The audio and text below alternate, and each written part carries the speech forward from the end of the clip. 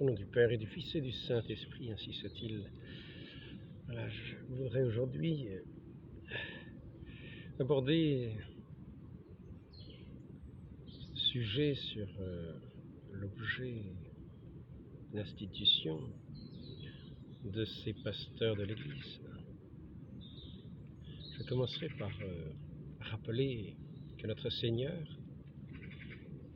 est venu, le Verbe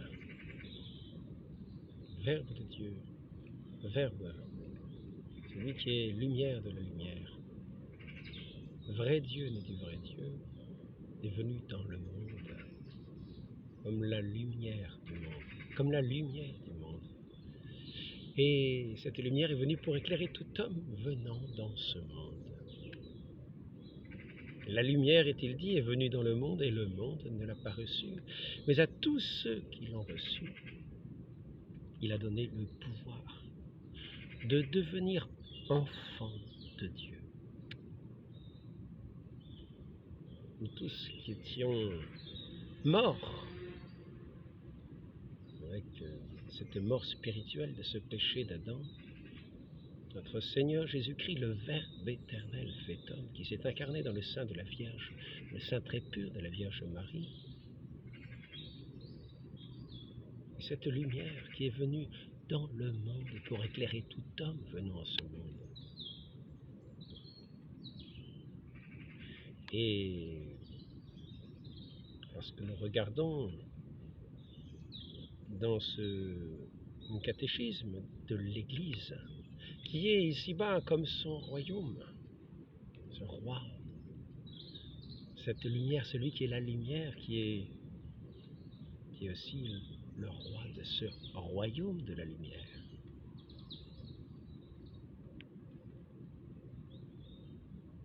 Qui va illuminer tous ces cœurs que le péché originel d'Adam, tenait dans l'obscurité du péché, ce péché originel qui était cette disgrâce de Dieu, qui nous maintenait dans cette colère de Dieu, dans cet éloignement de Dieu, dans cette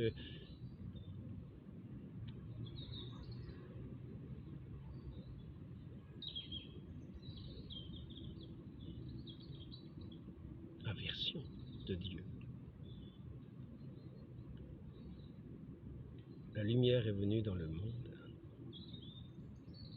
et le monde ne l'a pas reçue. Mais à tous ceux qui l'ont reçu, il a donné le pouvoir de devenir enfants de Dieu. À tous ceux qui l'ont reçu, à tous ceux qui l'ont connu par la foi, qui lui ont accordé leur foi, qui l'ont entendu, qui ont cru en ses paroles, lui qui est le Verbe éternel, et ainsi qui est venu rétablir ce qui était tordu, ce qui dans nos esprits faisait obstacle à l'amitié de Dieu, qui nous éloignait de Dieu, par cette désobéissance, par cette méconnaissance, par cette séduction de Satan, cette séduction originelle, qui faisait que nous ne croyions plus en Dieu, nous ne croyions plus en sa parole.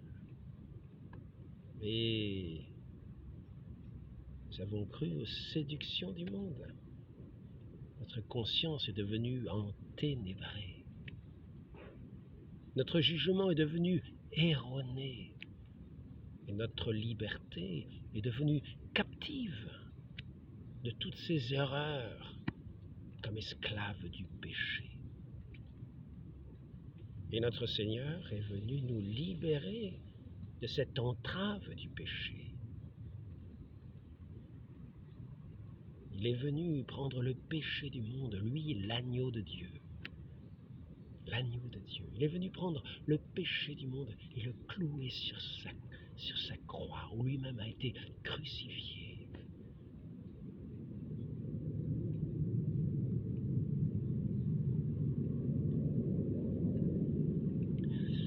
Je voudrais rappeler rôle des pasteurs.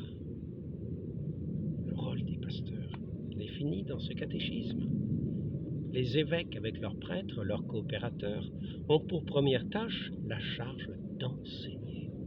Non pas d'enseigner les ténèbres du monde, bien sûr, mais d'enseigner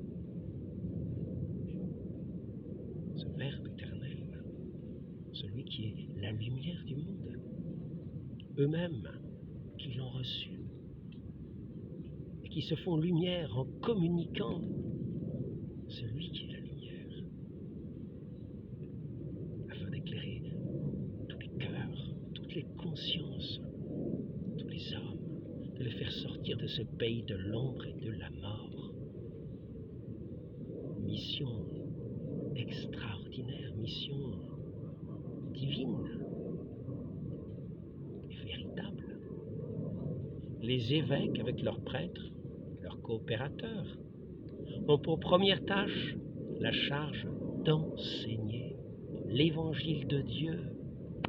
Non pas des consolations, des pommades toutes humaines que l'on met sur les péchés que l'on laisse, ou bien des caresses que l'on fait, mais qui n'enlèvent pas le péché, des caresses toutes mondaines, des compliments du monde, qui maintiennent les âmes dans les ténèbres. Ici, il est question de la tâche des pasteurs, de la charge des pasteurs. Ce n'est pas un titre d'honneur, c'est une charge bien lourde quelquefois. Comme il est dit, au sujet de la foi.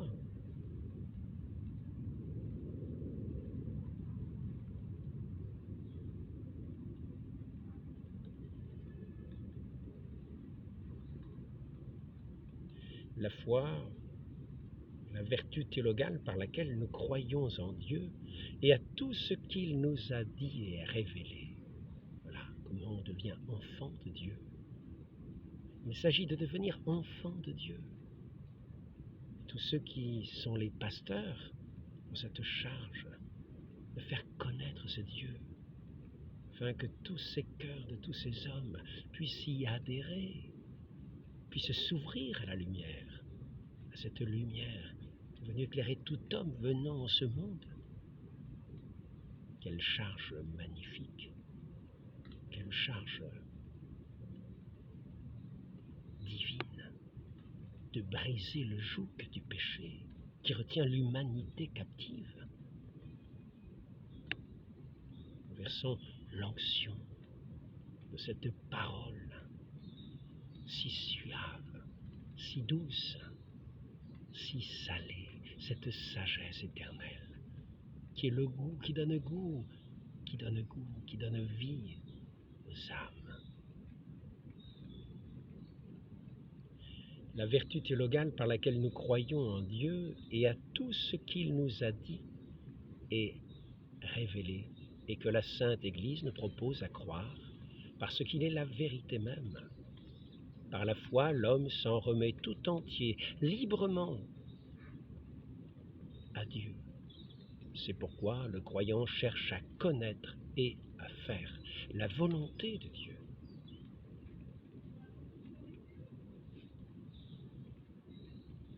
Le juste vivra de la foi, par cette foi à laquelle il s'ouvre à celui qui est la lumière et qui le fait enfant de Dieu. La foi vive agit par la charité. Le don de la foi demeure en celui qui n'a pas péché contre elle. Mais sans les œuvres, la foi est morte. Privée de l'espérance et de l'amour, la foi n'unit pas pleinement le fidèle au Christ et n'en fait pas un membre vivant de son corps. Le disciple du Christ ne doit pas seulement vivre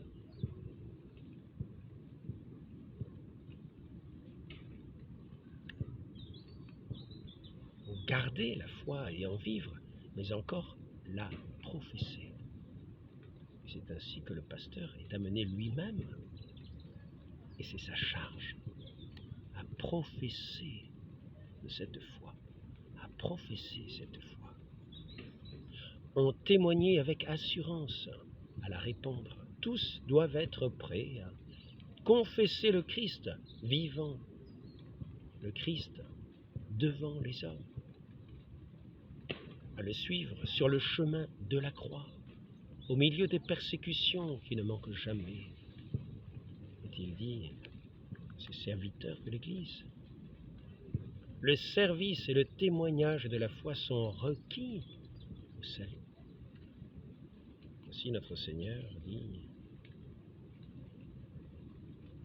celui qui rougira de lui devant le monde, devant les hommes, lui-même rougira de ce mauvais serviteur devant son Père.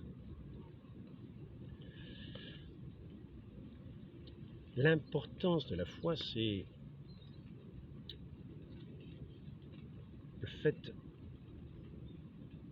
de ne pas mettre obstacle pour devenir pleinement enfant de Dieu, de ne pas avoir un jugement erroné qui vient biaiser notre jugement, qui vient mettre obstacle sur cette route qui va nous faire enfants de Dieu.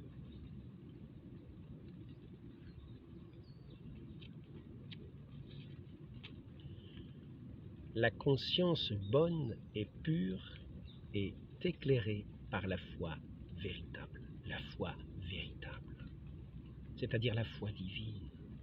La foi véritable de celui qui est véritablement la lumière. Non pas une foi des hommes, non pas une foi que l'on propose pour être des consolations à ceux que l'on pense ne pas pouvoir se sortir d'un péché. Non, la foi véritable. La conscience bonne et pure est éclairée par la foi véritable. Pensons-y bien. Il n'y a pas de remède miracle. Seule la lumière des hommes vient éclairer le cœur des hommes. Ainsi, nous n'avons surtout pas à mentir dans le témoignage de notre Dieu, car lui seul accomplit des merveilles. Lui seul accomplit les merveilles. C'est sa connaissance qui est la vie éternelle. Il nous est le chemin. Et il nous a montré ce chemin. Et les pasteurs qui sont à la tête de ce peuple de Dieu, sont à la tête pour montrer le chemin véritable. Non pas pour les conduire au bord des précipices, aux voies du monde qui peuvent être plaisantes au premier abord. Non, sur ce chemin de celui qui est la lumière, qui est venu montrer le chemin, qui est venu être notre chemin. L'être humain, est-il dit, numéro 1790 dans le catéchisme. Sur la foi, c'était numéro 1814. La foi, le service et le témoignage de la foi sont requises pour le salut. Ici, sur le jugement erroné, qui n'est pas éclairé par la lumière de la vérité, qui est trompé par les ombres de ceux qui sont dans les ténèbres encore, qui n'ont pas reçu cette lumière divine pour éclairer leur cœur, leur conscience, et les faire agir dans la justice, pour s'épanouir dans cet amour divin, ayant la connaissance de ce Dieu qui est amour, cet amour infini, auquel tout homme aspire, toute créature aspire. C'est à toute créature que notre Dieu nous a envoyés, particulièrement ses pasteurs. Les évêques, avec leurs prêtres, leurs coopérateurs, ont pour première tâche la charge d'enseigner l'évangile de Dieu à tous les hommes. Donc, ils sont venus aplanir le chemin, comme des saints Jean-Baptiste, en faisant connaître celui qui est la lumière, afin que tous ces jugements erronés laissent place à la vérité. Comme sur un roc solide, non pas des sables mouvants. On est emporté au moindre pluie, au moindre vent. L'être humain doit toujours obéir au jugement certain de sa conscience. S'il agissait délibérément contre ce dernier, il se condamnerait lui-même. Il se condamnerait lui-même. Veillons bien à mettre la lumière sur le lampadaire et non pas sous le boisseau pour dire des paroles qui ne seraient pas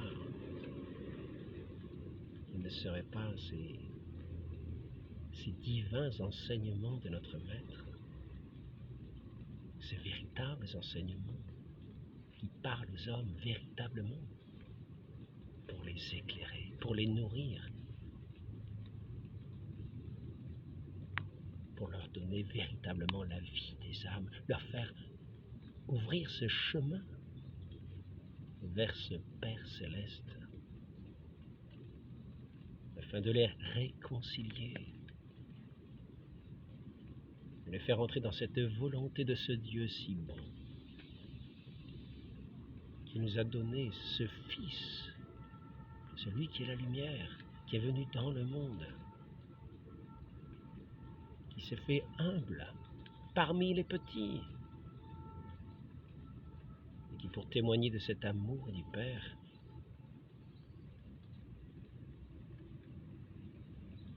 s'est laissé mettre sur une croix pour montrer à tous les hommes cette gloire du Père, cet amour du Père, qui dépasse toute la créature, toute la création, auquel chacun de ses enfants est appelé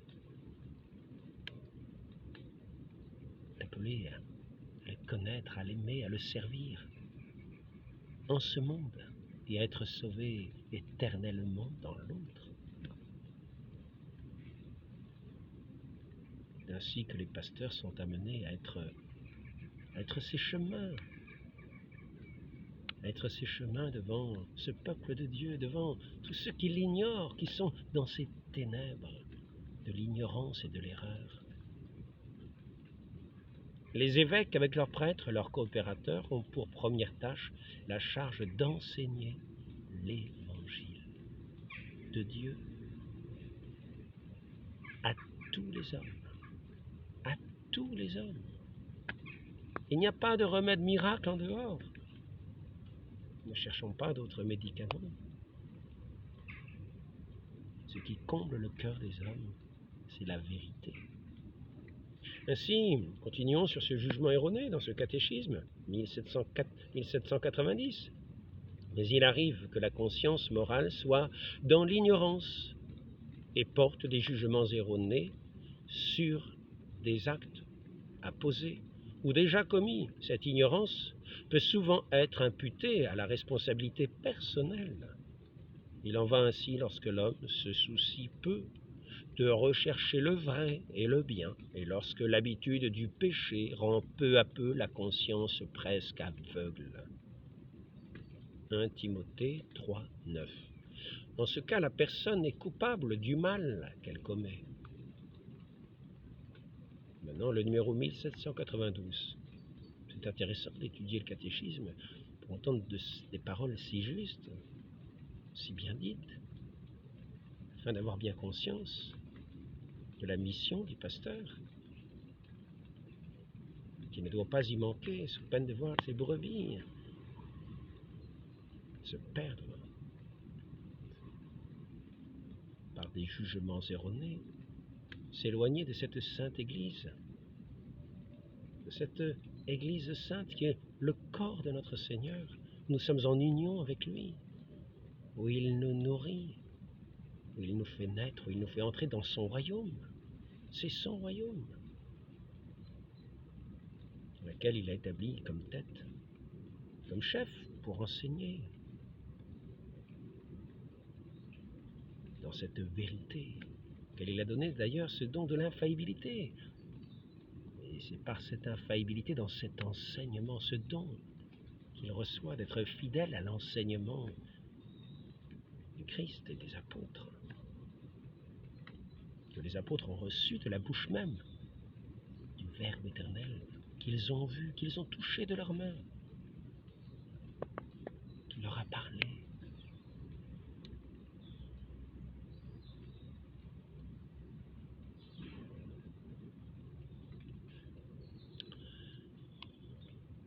Et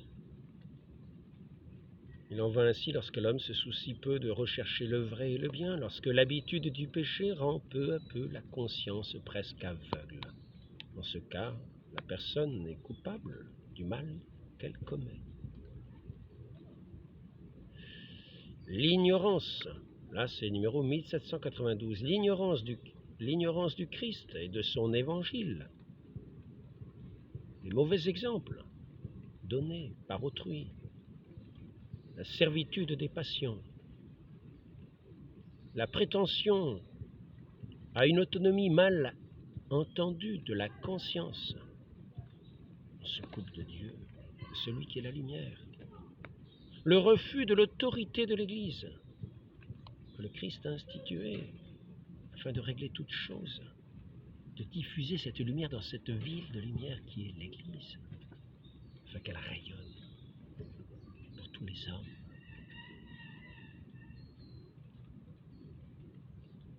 La prétention à une autonomie mal entendue et la conscience de la conscience, le refus de l'autorité de l'Église et de son enseignement, le manque de conversion et de charité peuvent être à l'origine des déviations du jugement dans la conduite morale.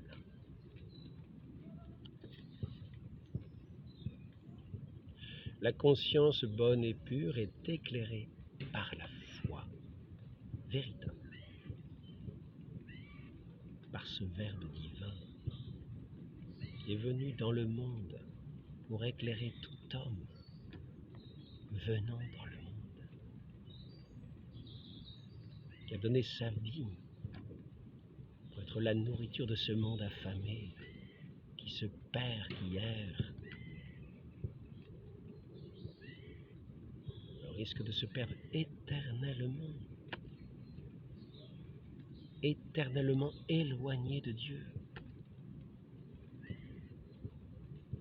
Pasteur, quelle belle mission le Christ a-t-il donné à son Église,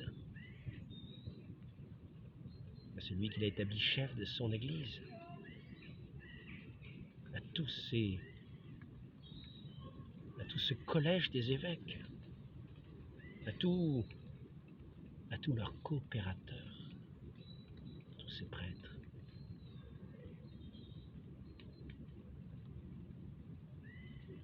Afin non pas qu'ils cèdent ou aux convoitises du monde, qu'ils entrent dans ces travers que nous avons vus, cette indifférence à la vérité, ce rejet de l'évangile, ce rejet de l'autorité, qui leur fera avoir une conscience erronée, qui feront qu'ils ne seront plus la lumière du monde, mais qu'ils seront ces mauvais pasteurs dont parle saint Augustin.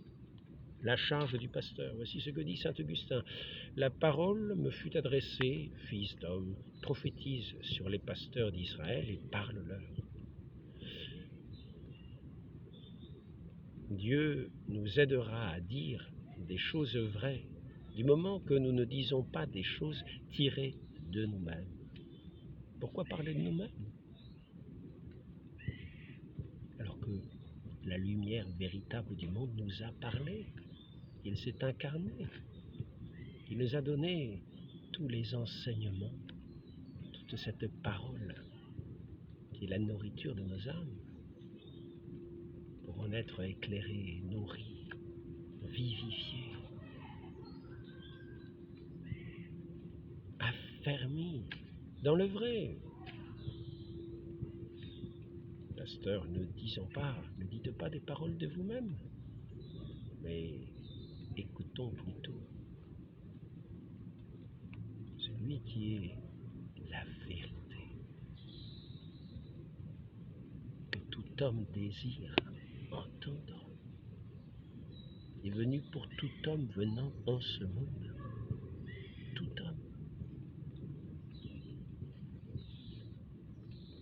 Par l'ignorance invincible, le mal, par l'ignorance, alors ici il s'agit d'une autre ignorance,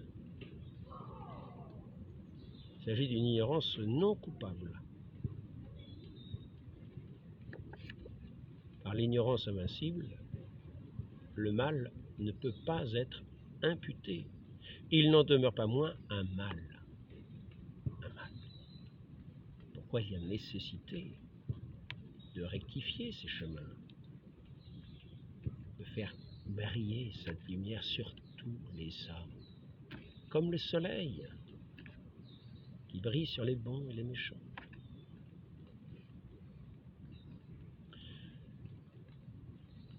Il n'en demeure pas moins un mal, une privation, un désordre. Il faut donc travailler à corriger la conscience morale de ces erreurs. Et maintenant, quand nous sommes dans l'Église, sachons que nous ne sommes pas envoyés pour parler de nous-mêmes. Car lorsque nous parlons de nous-mêmes, ce que nous disons n'a nulle valeur. Dans l'Église, cela n'a nulle valeur, nulle juridiction. Je voudrais en porter témoignage en donnant quelques règles établies par certains papes, que j'ai déjà dit dans certains entretiens précédents, et qu'il est bon de rappeler.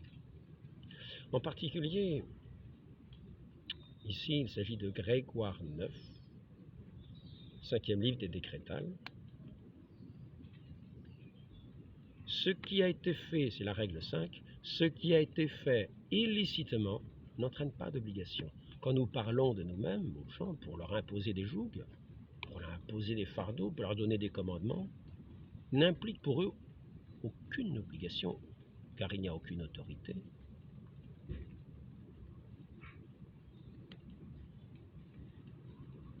Surtout si cela va contre le droit divin, le droit naturel, le droit divin. Tout ce qui sera des décrets qu'on fera comme ça de nos mains, qui iront contre ce droit naturel et ce droit divin, ces lois divines, par lesquelles Dieu a établi le monde dans sa beauté, pour faire rayonner sa gloire, cette gloire de ce Dieu tout-puissant, dans son amitié, dans son écoute, dans sa grâce, pour vivre de sa grâce, à l'écoute de sa parole, en l'obéissance à ses commandements.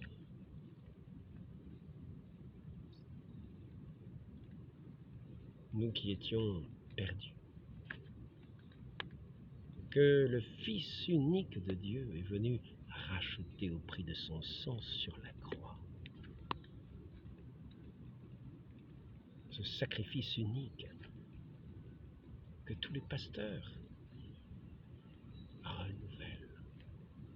Cet unique sacrifice qui nous voue le salut, qui nous a rachetés au péché.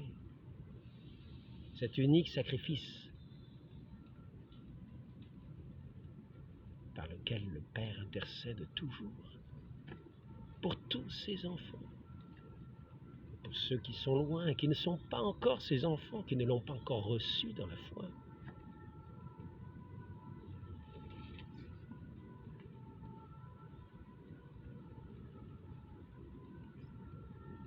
Jusque pour ceux qui sont morts avec ces péchés que l'on appelle véniels, qui ne les ont pas privés de la grâce de Dieu, mais qui étaient des impuretés qui les empêchent de comparaître devant leur Dieu.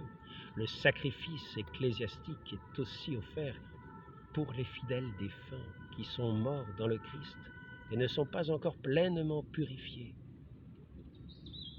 Catéchisme 1371. Le sacrifice du Christ et le sacrifice de l'Eucharistie sont un unique sacrifice. C'est une seule et même victime. C'est le même qu'offre maintenant par le ministre des prêtres, qui est offert lui-même sur la croix. Seule la manière d'offrir diffère.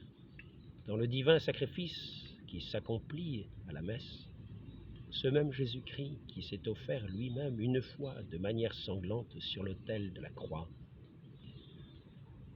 est contenu et immolé de manière non sanglante est-il dit dans ce catéchisme,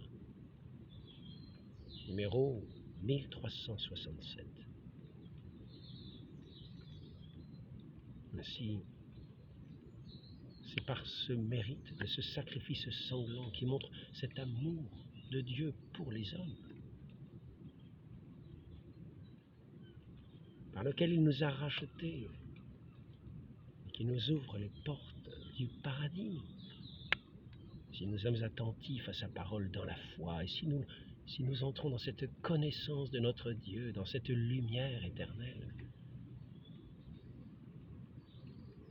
ainsi est-il dit, tous ces discours des hommes, tous ces discours qui sont illicites, qui vont contre les lois de Dieu, contre le droit divin, le droit naturel, sont illicites. Et est-il dit, ceux qui parlent en disant de telles choses n'ont aucune autorité à le faire. Et ceux qui les écoutent n'ont aucun devoir de leur obéir. Ils ont plutôt les devoirs de repousser de telles paroles par fidélité à leur Dieu. Ce qui a été fait illicitement n'entraîne pas d'obligation, est-il dit dans cette règle 5.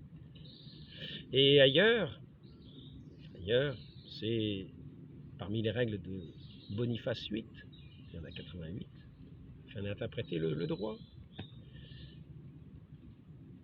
La règle 64, on doit regarder comme nul tout ce qui se fait contre le droit. Aussi ceux qui parlent dans la juridiction de l'Église, qui ont été envoyés, qui ont pour mission cette mission laquelle le Christ a envoyé tous ses apôtres. Elles sont envoyées tous les évêques, et leurs coopérateurs, les prêtres, qui le font sous cette juridiction qui est donnée à cette Église, qui a autorité pour le faire de la part de Dieu, qui a fondé son Église sur Saint-Pierre, à qui il a remis les clés. Mais à son Église. On doit regarder comme nul tout ce qui se fait contre le droit.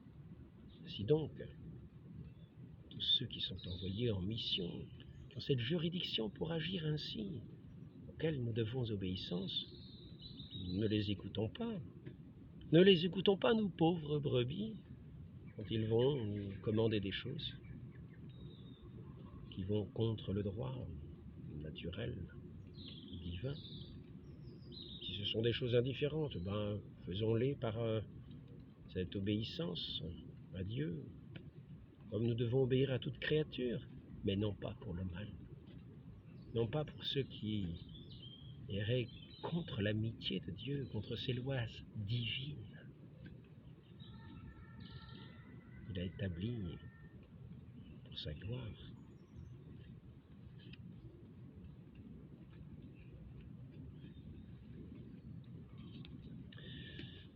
Après cela, nous pouvons voir, quand nous avons la conscience erronée, nous pouvons avoir des actes bons ou mauvais. Je mettrai les images en couleur ensuite. Les actes bons ou mauvais, numéro du catéchisme 1755. L'acte moralement bon suppose à la fois la bonté de l'objet, de la fin et des circonstances. Une fin mauvaise corrompt l'action, même si l'acte est bon en soi, comme prier, jeûner, pour être vu des hommes. L'objet du choix peut être à lui seul vicié, l'ensemble de l'agir. Il y a des comportements concrets comme la fornication. Il est toujours erroné de choisir, parce que leur choix comporte un désordre de la volonté, c'est-à-dire un mal moral. Il est donc erroné de juger de la moralité des actions humaines en ne considérant que l'intention qui les inspire et les circonstances, le milieu social, les contraintes, nécessités d'agir, qui en sont le cadre. Et maintenant, numéro 1756, il y a des actes qui, par eux-mêmes et en eux-mêmes, ne dépendent, indépendamment des circonstances et des intentions, sont toujours gravement illicites en raison de leur objet. Ainsi, le blasphème, le parjure, l'homicide et l'adultère, il n'est pas permis de faire le mal pour qu'il en résulte un bien.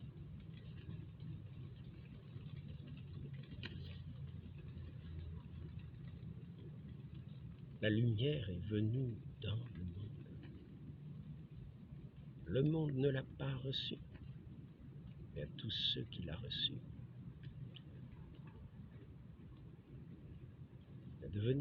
Il a donné de devenir enfant de Dieu.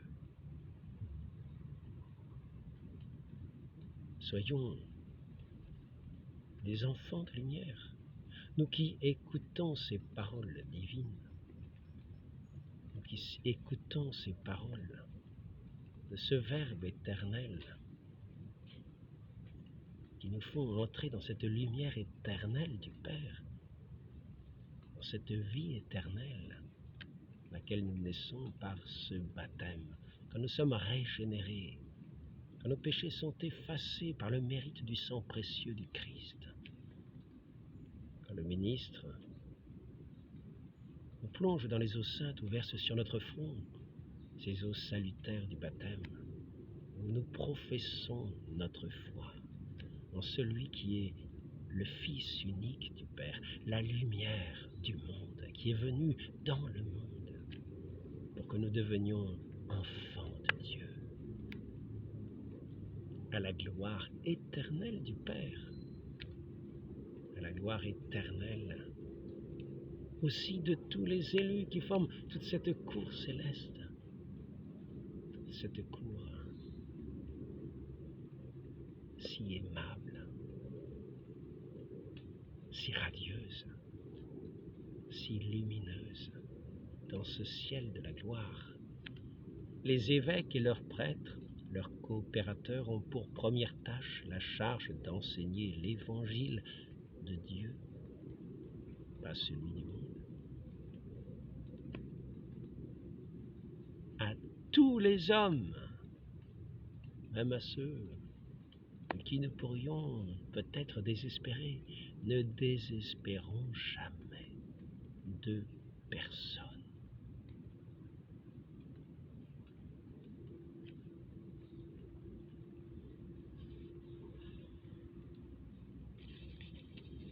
Et c'est ainsi que l'Église, est-il dit dans ce catéchisme numéro 2105, l'Église manifeste ainsi la royauté du Christ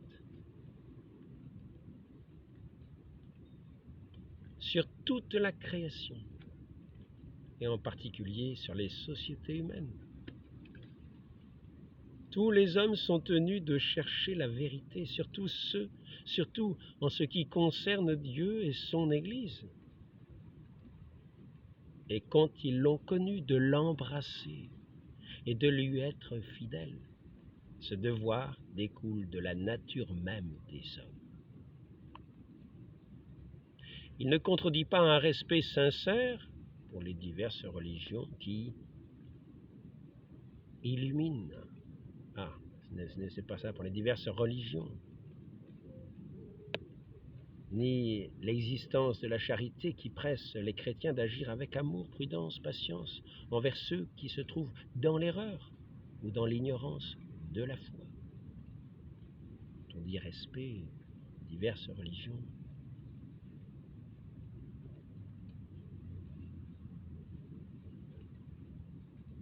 Qui sont-ils? J'ai raté un passage. Le devoir de rendre à Dieu un culte authentique concerne l'homme individuellement et socialement. C'est là la doctrine catholique traditionnelle sur le devoir moral des hommes et des sociétés à l'égard de la vraie religion et de l'unique Église de Jésus-Christ. Donc il s'agit ici du catéchisme numéro 2104. Je vais le prendre directement, comme ça nous aurons la parole juste. 2104. C'est simple. Dans le catéchisme, on a le numéro, on ouvre le livre. 2104. 2104. On y arrive plus vite qu'avec mon jeu de cartes. Eh oui. La prochaine fois, je noterai sur un papier. Je vais vous lire le même passage, comme ça, vous aurez la parole précise. 2100. 103, 104. Tous les hommes sont tenus de chercher la vérité, surtout en ce qui concerne Dieu et son Église. Et quand ils l'ont reconnu, de l'embrasser et de lui être fidèle. Ce devoir découle de la nature même des hommes. Il ne contredit pas un respect sincère pour les diverses religions qui apportent souvent un rayon de la vérité qui illumine tous les hommes, ni l'exigence de la charité qui presse les chrétiens d'agir avec amour, prudence, patience envers ceux qui se trouvent dans l'erreur ou dans l'ignorance de la foi. Ce devoir de rendre à Dieu un culte authentique concerne l'homme individuellement et socialement. C'est là la doctrine catholique traditionnelle sur le devoir moral de l'unique Église du Christ. En évangélisant sans cesse les hommes, l'Église travaille à ce qu'ils puissent pénétrer l'esprit chrétien, les mentalités, les mœurs, les lois, les structures et les communautés où ils vivent. Le devoir social des chrétiens est de respecter et d'éveiller en chaque homme l'amour du vrai et du bien. Leur demande de faire connaître le culte de l'unique vraie religion qui subsiste dans l'Église catholique apostolique. Les chrétiens sont appelés à être la lumière du monde. L'Église manifeste ainsi la royauté du Christ sur toute la création, et en particulier sur les sociétés humaines. C'était le numéro 2105. Voilà donc une importance pour ne pas demeurer. Ici, encore un passage important sur la liberté religieuse. Il ne s'agit pas de contraindre à ramener dans l'Église dans laquelle il est nécessaire d'entrer quand nous avons connaissance.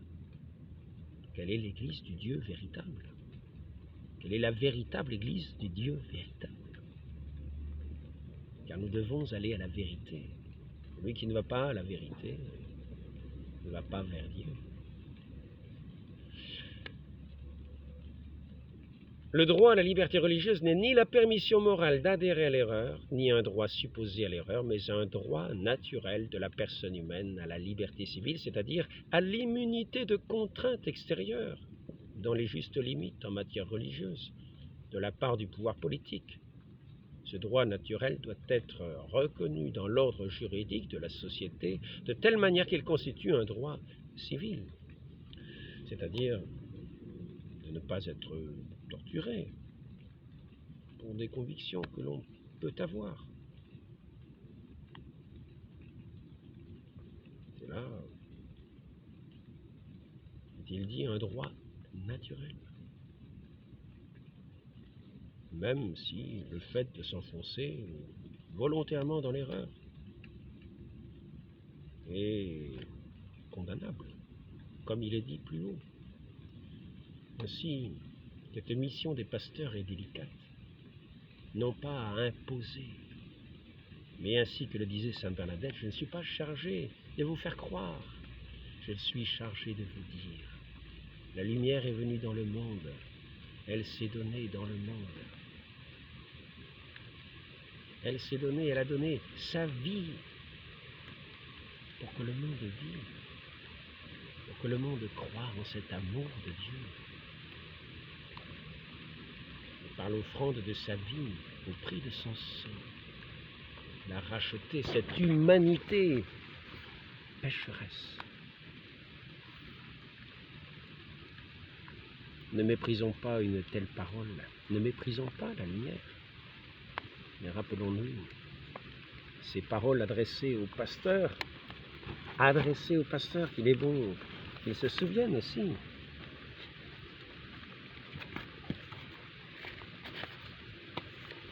les évêques, avec leurs prêtres et leurs coopérateurs, ont pour première tâche la charge d'enseigner l'évangile de Dieu à tous les hommes.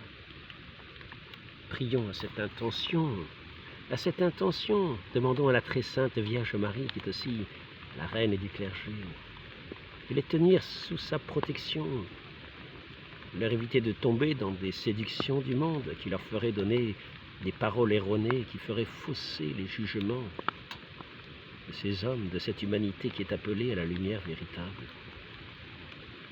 Dans cette arche sainte,